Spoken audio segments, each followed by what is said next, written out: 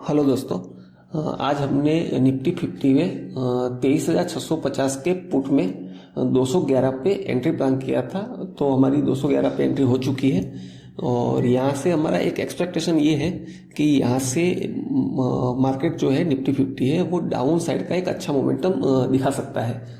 तो उस मोमेंटम को कैप्चर करने के लिए हमने ट्रेड प्लान किया है। लेकिन आज हमने थोड़ा अर्ली एंट्री प्लान किया है, जैसे कि आप देख रहे हो 9:19 ही हो रहा है अभी। तो यहाँ से ट्रेड कैसे डेवलप होता है उसके हिसाब से हम स्टॉप लॉस का डिसीजन करेंगे।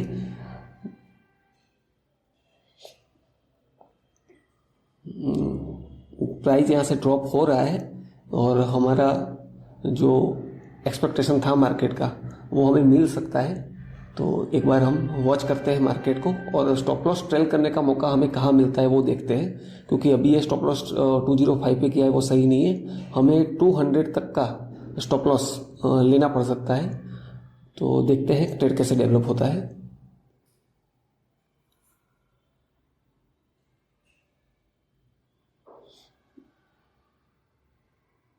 ठीक है, हमारा 200 पे ही स्टॉप लॉस जब हम वेरी कर रहे थे तब हमारा स्टॉप लॉस हिट हो चुका है। लेकिन अभी भी हमारा जो व्यू है मार्केट का वो अभी भी इंटैक्ट है। अगर ये मार्केट यहाँ से फॉलोअप कैंडल नहीं मिलता है और यहाँ से अगर बाइंग दिखता है हमें तो हम वापस री एंट्री कर सकते हैं। जहाँ पर हमारी एग्जिट हुई थी वहाँ 1-2 पॉइंट का फर्क आएगा, लेकिन हमारा जो ट्रेड में एग्जिट हो चुका है वो हम री एंट्री कर सकते हैं, पर्टिकुलर इस केस में, क्योंकि हमारा व्यू अभी भी इंटैक्ट है।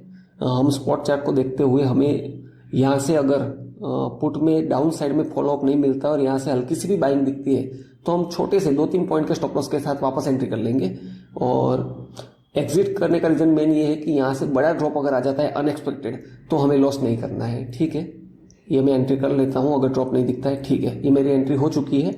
वापस जहाँ पर हमारी एग्जिट हुई थी वहीं पर हमने री एंट्री करी है। तो बस अब कंडीशन ये है कि यहाँ से प्राइस वापस डाउन की तरफ फॉलो नहीं करना चाहिए। अगर डाउन की तरफ फॉलो करता है तो फिर हम जो एक्सपेक्ट कर रहे थे प्राइस एक्शन को देखते हुए वो हमारा व्यू गलत हो जाएगा और हमें स्टॉप लॉस लेना पड़ेगा। और उसके बाद हम आज का हमारा जो ट्रेड है वो भी खत्म हो जाएगा। तो हो सकता है हमें आज लॉस बुक करके जाना पड़े। जरूरी नहीं है हम हर दिन प्रॉफिट करें, तो वो एक प्रोसेस का पार्ट है, प्रोसेस फॉलो करना पड़ेगा। लेकिन जैसा हमने सोचा था वैसे यहाँ से फॉलोअप नहीं मिला है और एक अच्छी बाइंग देखने को मिल रही है। तो अब हमारा लॉस इसमें जो पहले ट्रेड में होने वाला है वही है, क्योंकि हमारे इस ट्रेड में हमें कोई एक्स्ट्रा लॉस नहीं होने वाला है। तो देखते हैं ये ट्रेड कैसे डेवलप होता है।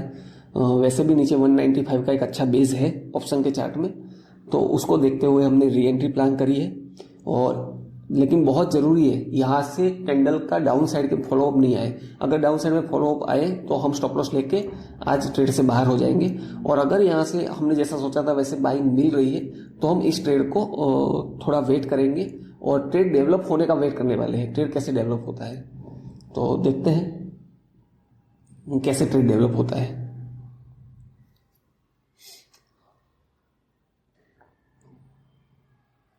आपने देखा ये ऑप्शन के चार्ट में एक अच्छा बेस है जहां हमने पहली हमारी एंट्री प्लान करी थी। तो एक बार एंट्री प्राइस हमने पहले जो बाय करी थी उसके ऊपर निकल जाता है, उसके बाद हम प्लान करेंगे कि ट्रेड कैसे डेवलप होता है और हम कैसे स्टॉप लॉस को ट्रेल कर सकते हैं। अभी हम किसी भी कंडीशन में स्टॉप लॉस ट्रेल नहीं कर सकते हैं, उसके लिए हमें बस वेट करना पड़ेगा। इसके अलावा हमारे पास कोई ऑप्शन है नहीं। चलो, अच्छी एक पुट साइड में बाइंग आ रही है और निफ्टी के स्पॉट चार्ट में एक अच्छा ड्रॉप देखने को मिल रहा है। हम चाहे तो भी यहाँ निकल सकते हैं ये सोच के कि हमने जो फर्स्ट ट्रेड में जो हमने लॉस किया था वो कोस्ट टू कोस्ट पहुंच चुका है, हमारा नुकसान नहीं हो रहा है। लेकिन ये नहीं सोचना है, क्योंकि हमने ये ट्रेड हमारा जो पिछला लॉस हुआ था उसको कवर करने के लिए ट्रेड नहीं किया है, हमने एक प्रॉफिट जनरेट करने के लिए एंट्री प्लान की है। और हम जो निकल चुके थे वो हमारा रीजन ये था कि हमें लॉस बड़े नहीं लेने हैं मार्केट में। अगर आपको मार्केट में टिके रहना है तो लॉस मिनिमाइज करके चलना है। प्रॉफिट को आप होल्ड कर सकते हो लेकिन लॉस मिनिमाइज रखना है। तो यहाँ पर हम निकलने वाले नहीं है। अब यहाँ से हमें ये सोचना है कि हमारी जो एंट्री हुई थी वही एंट्री है और प्राइस एक्शन वापस कैसे डेवलप होता है उसका वेट करना पड़ेगा।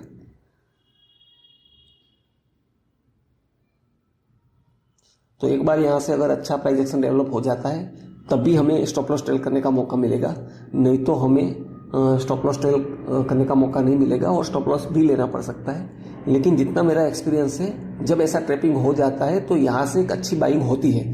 तो वो बाइंग अगर हो जाती है तो वो हमारा एक करेक्ट स्टॉप लॉस होने वाला है। वो स्टॉप लॉस किसी भी कंडीशन में मार्केट को देना ही है अपने को, और उसके हिसाब से हमें स्टॉप लॉस को ट्रेल करना है। अब यहाँ से एक बाइंग जैसा दिख रहा है, क्यों? क्योंकि प्राइस का मोमेंटम अगर आप ऑब्जर्व करोगे तो मोमेंटम स्लो हो चुका है। डाउन की साइड जो फास्ट मोमेंटम आ जाना चाहिए था अगर मार्केट को यहाँ से ड्रॉप होना था पुट साइड में, तो वो मोमेंटम ब्रेक हो चुका है, और अपर साइड का मोमेंटम स्टार्ट नहीं हुआ है लेकिन डाउन साइड का मोमेंटम ड्रॉप हो चुका है। तो उसको देखते हुए हमें डरने की जरूरत नहीं है ज़्यादा इस केस में। और अगर यहाँ से एक अच्छी बाइंग आती है तो हमें एक करेक्ट स्टॉप लॉस मिल चुका है, तो वो हम स्टॉप लॉस रख देंगे। जैसा हमें दिख रहा है वैसा एक बाइंग तो हमें दिखने को मिल रही है। तो अब ये हमारा करेक्ट स्टॉप लॉस हो चुका है। हमारी 200 आसपास एंट्री हुई थी और वहीं पर हमारा ये स्टॉप लॉस है। तो हमारा फर्स्ट ट्रेड में जो लॉस हुआ था वही लॉस है, सेकंड ट्रेड में हमें कोई लॉस होने वाला है नहीं इसमें।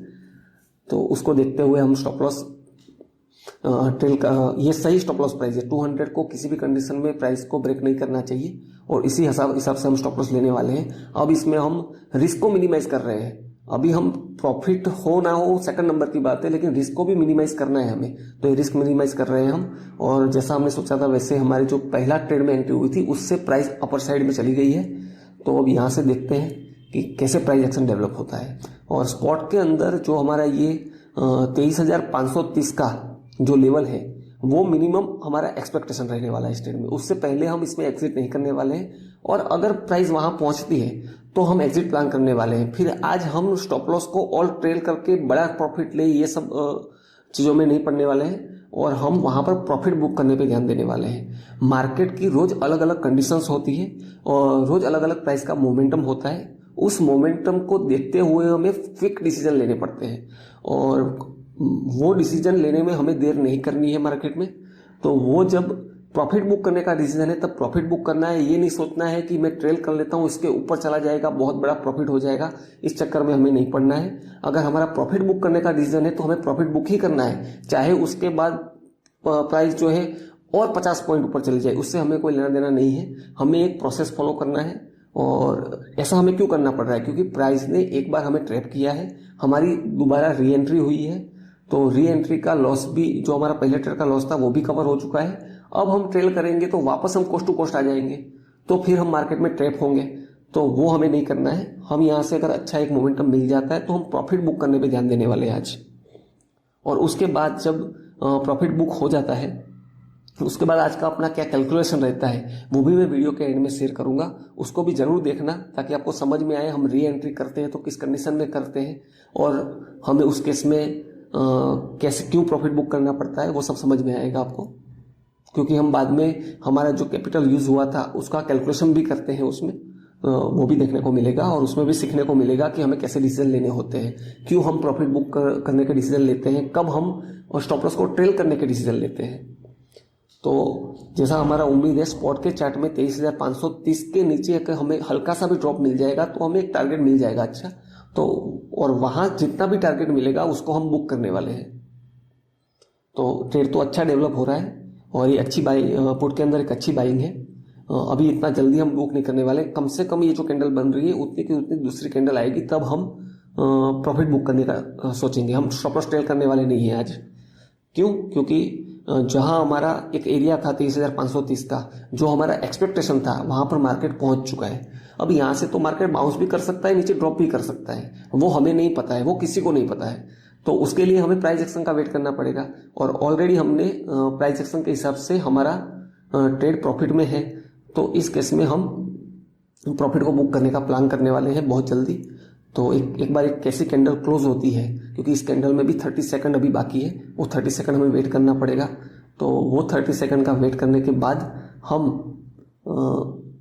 प्रॉफिट बुक का सोचने वाले हैं। जैसा हमने सोचा था 23,530 के नीचे प्राइस आ चुकी है, तो अब हम यहाँ पर प्रॉफिट बुक कर सकते हैं जैसा हमारा प्लान था वैसे। तो एक कैंडल एक बार कैसे क्लोज होती है वो देख लेते हैं, और इस कैंडल के हाई के आसपास हमारा प्रॉफिट बुक होगा।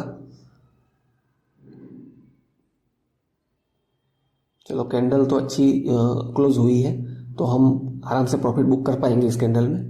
तो हम प्रॉफिट बुक करने का प्लान करते हैं।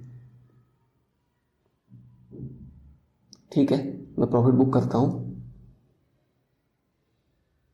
ठीक है, मैंने यहाँ पर प्रॉफिट बुक कर लिया है। अब मैं थोड़ा आपको कैलकुलेशन करके दिखा देता हूँ कि इस ट्रेड में हमने प्रॉफिट बुक कर लिया, हमारी री एंट्री हुई थी, तब भी हमारा रिटर्न कितना जनरेट हुआ है वो देखना बहुत ज़रूरी है। तो ठीक है, मैं आपको बताता हूँ कैसा कैलकुलेशन होता है। तो हम थोड़ा कैलकुलेशन कर लेते हैं। तो हमारी जो एंट्री हुई थी फर्स्ट ट्रेड में वो थी 211 रुपीज़ पे। मैं अच्छे से लिख लेता हूँ। और हमें जो पहले ट्रेड में एग्जिट मिली थी, जहाँ पर हमने लॉस बुक किया था, वो प्राइस थी 202 रुपीज़, सॉरी 200 रुपीज़। और इसमें हमने क्वांटिटी जो ली थी वो क्वांटिटी थी हमारी 300। और हमें इसमें जो लॉस बुक करना पड़ा था वो था 3255 रुपीज़।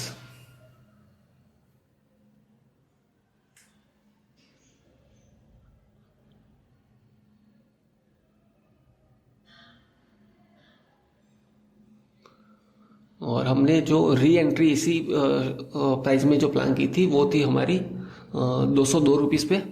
और इसमें जो हमें एग्जिट मिला था वो मिला था 229 रुपये पे। तो हमारा इसमें जो प्रॉफिट जनरेट हुआ है वो हमारा प्रॉफिट है 8,205 रुपीज़। और अगर हम कैपिटल की बात करें कि इस ट्रेड को लेने के लिए हमने कितना कैपिटल यूज़ किया, तो 202 के हिसाब से भी अगर देखें तो हमारा इसमें जो कैपिटल यूज़ हुआ है वो है 60,600 रुपीज़।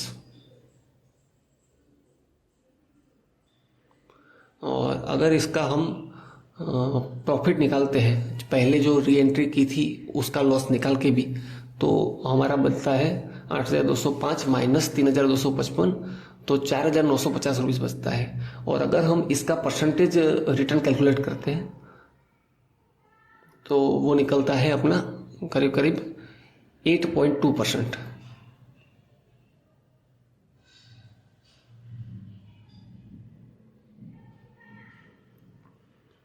तो ये 8.2% बहुत अच्छा होता है। बैंक में अपन पूरा 1 लाख रुपीज़ का कैपिटल यूज़ करके भी पूरे साल में 8.2% जनरेट नहीं कर सकते।